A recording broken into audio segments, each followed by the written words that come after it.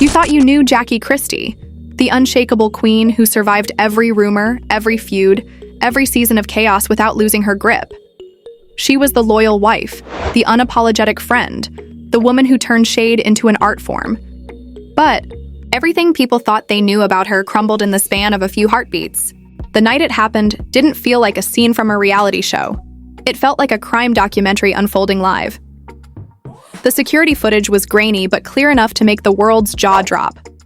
Jackie, in that unmistakable stride, crossing the hotel hallway with her heels clicking like warning shots. Malaysia Pargo, leaning against the wall, phone in hand, dressed for a night out. They were speaking, at least their lips were moving, but whatever words were exchanged were too quiet to catch. Then, in a flash, words were gone, and violence took their place. 1 second, Jackie was still. The next, she was a storm. The shove came first, sharp and without hesitation. Malaysia stumbled, phone flying, her back hitting the wall. The camera angle shifted just enough to catch Jackie's arm swinging, a blur that landed squarely across Malaysia's face. The reaction online was instant. It was the kind of video that burns through timelines faster than the facts can catch up. No editors, no filters, just raw, uncut mayhem. By the time police arrived, the hallway was littered with witnesses, some frozen in shock, others holding up their own phones, eager to capture the chaos. The official police report would later describe Malaysia's injuries as visible trauma to the face and cheek area. But that clinical language didn't capture the reality of her shaking hands, her torn dress, or the blood pooling just beneath her eye. When officers placed Jackie in handcuffs, she didn't resist. She didn't plead. She didn't even look down. She walked forward like a woman who had nothing left to hide. Paparazzi cameras flared in the distance, and Jackie met them head-on. No tears, no apologies, just that cold, deliberate stare. And then, just before being guided into the back of the police cruiser, she said it. Not loud, not to the crowd, but clear enough for the nearest mic to catch. They only show what I did, never what was done to me. That one sentence was enough to split the internet in half. Was this a mental breakdown caught on camera, or was it a long overdue reaction to years of quiet betrayal? One camp called her unhinged. Another called it karma. Everyone agreed on one thing. This wasn't a storyline for ratings. This was a criminal charge in real time. Within an hour, the hashtags had started trending. Jackie Christie, you're Malaysia Pargo, and more ominously, you're Free Jackie. Bloggers scrambled to source the original clip before copyright claims took it down. YouTube commentators went live to pick apart every pixel of the footage. Instagram Reels zoomed in on Jackie's expression, slowing it frame by frame to analyze whether she looked more angry or hurt. But the part no one saw coming was what had pushed her to this point. Behind the hotel hallway, violence was a rumor that had been bubbling under the surface for months. It had been whispered on set, passed through hair and makeup chairs, mumbled between bites of catered lunch. The kind of rumor that never quite dies because there's just enough smoke to suggest a fire. This one was about Doug Christie, Jackie's husband, and his alleged connection to Malaysia, a connection that was never supposed to be public. It started as gossip. People laughed it off. Jackie was too sharp, too in control, too deeply involved in her marriage for something like that to happen without her knowing. But then the whispers changed tone. People stopped smiling when they said it. They started checking over their shoulders. And then, the match that lit the blaze. An anonymous tip sent to an entertainment blog along with a still image. The still showed Doug and Malaysia entering a hotel room late at night. No crowd, no crew, no assistants, just the two of them. At first, skeptics dismissed it. Could have been a meeting, a coincidence, 100 innocent explanations. But then the full surveillance footage leaked, and all those explanations evaporated. The video showed them arriving together, laughing softly, brushing hands as they passed the camera. They disappeared into the room. They didn't come out until hours later. For anyone else, it might have been deniable. For Jackie, it was a blade to the chest. She watched that clip in silence, friends say, her jaw tightening with each frame. And when the video ended, she didn't cry. She didn't call Doug.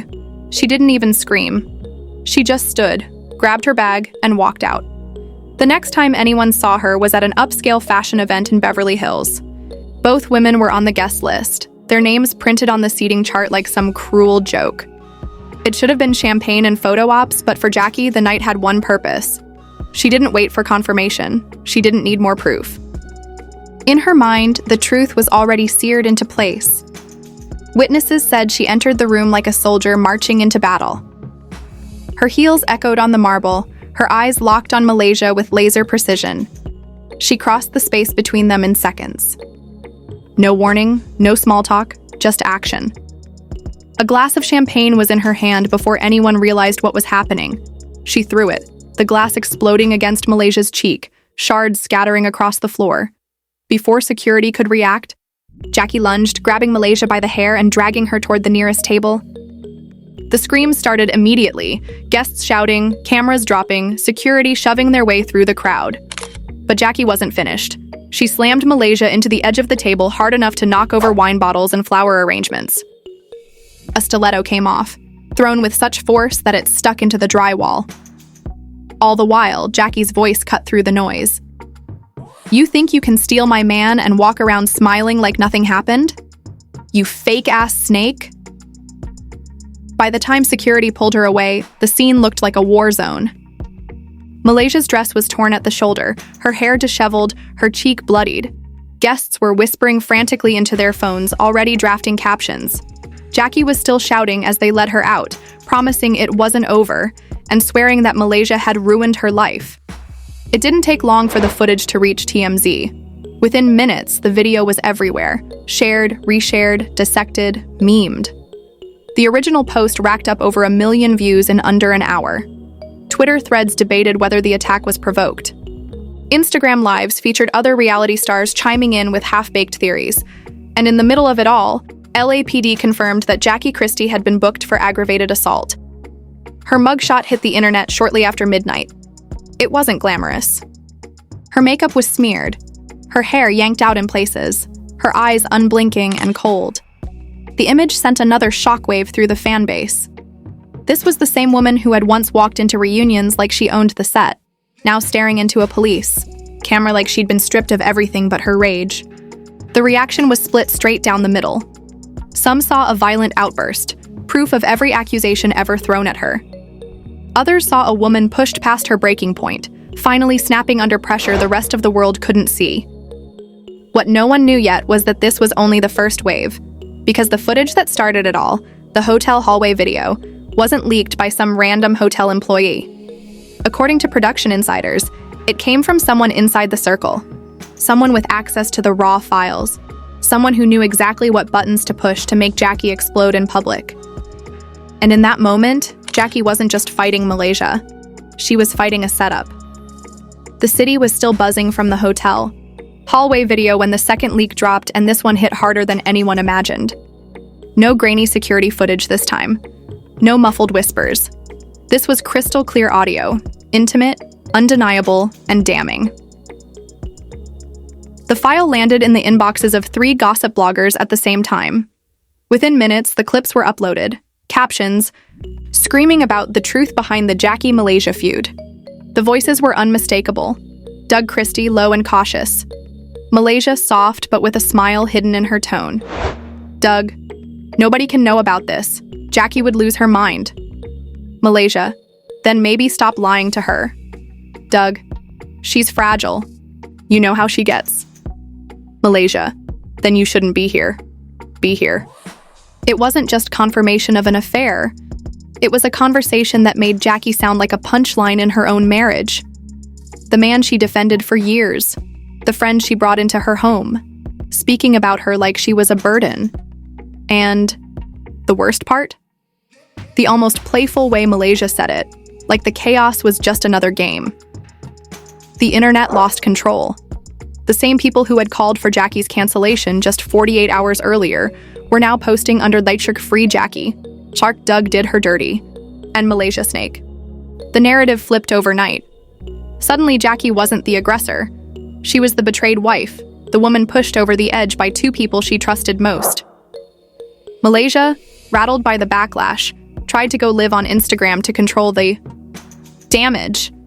The camera came on, her hair pulled back, makeup minimal, eyes darting like she was reading comments she couldn't unsee. "I never meant for Jackie to find out that way," she said, voice shaking.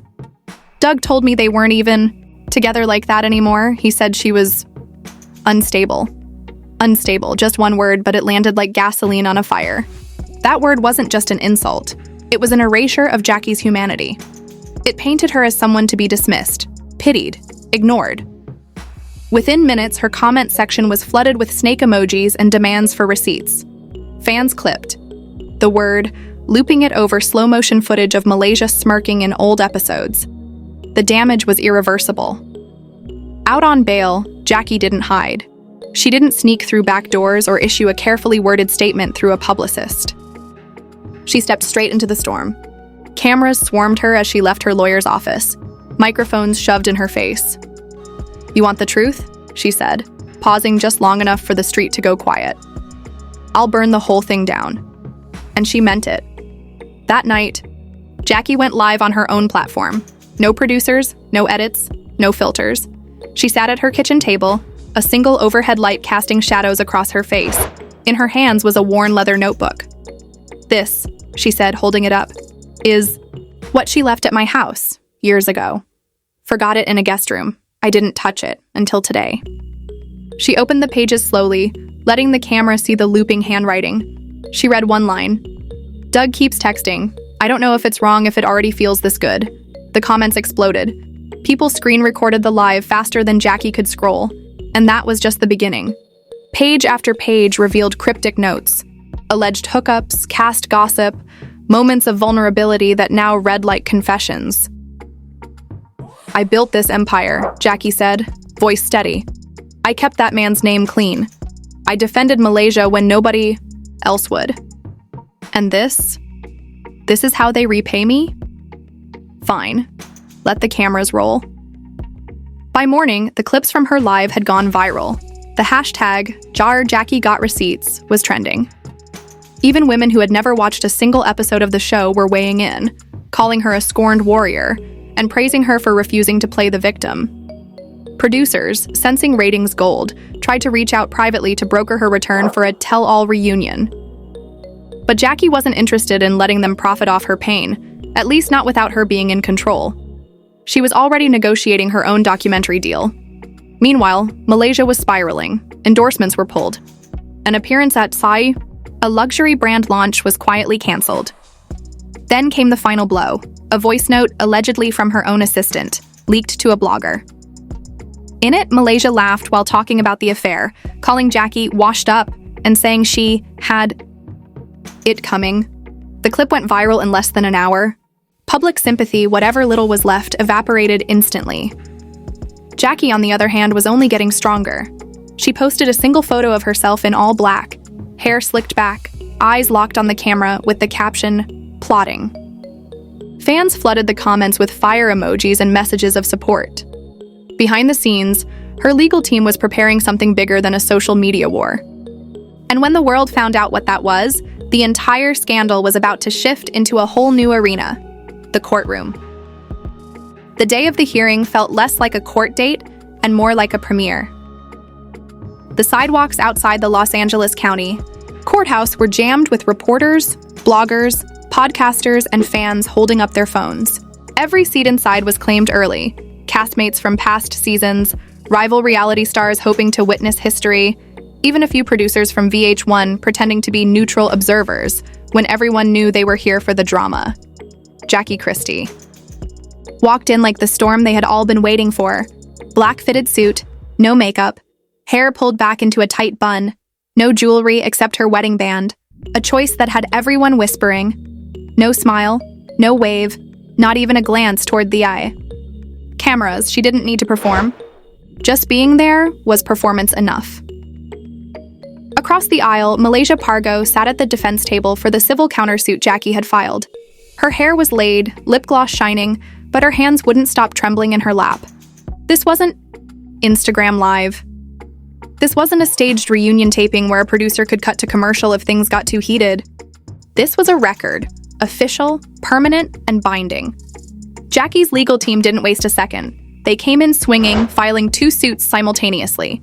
First, an assault provocation defense, claiming Malaysia's actions, words, and calculated manipulation over years had pushed Jackie to her breaking point. Second, a civil conspiracy lawsuit accusing both Malaysia and Doug of orchestrating a manipulation campaign to push Jackie out of her own marriage and off the show. The opening statements were brutal. Jackie's lead attorney laid it out like a script. Malaysia Pargo infiltrated a marriage, manipulated perception, and colluded with the spouse to paint my client as unstable, so she could be replaced, both in her personal life and her professional platform. The attack was not without cause.